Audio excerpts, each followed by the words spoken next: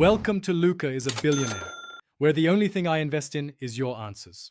You begin by confirming you have account owner access and any device PIN. This prevents delays.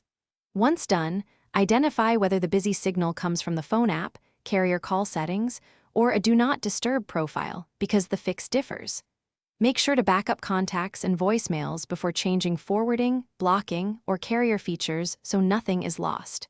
Now, open the phone app and access call settings. You will toggle the features that create busy status and prepare to test after each change. Next, you disable call forwarding, do not disturb, and call waiting toggles in sequence. Each can produce a persistent busy result. After toggling, remove any blocked numbers and inspect app-level call filters or third-party spam blockers because they can intercept calls and return busy.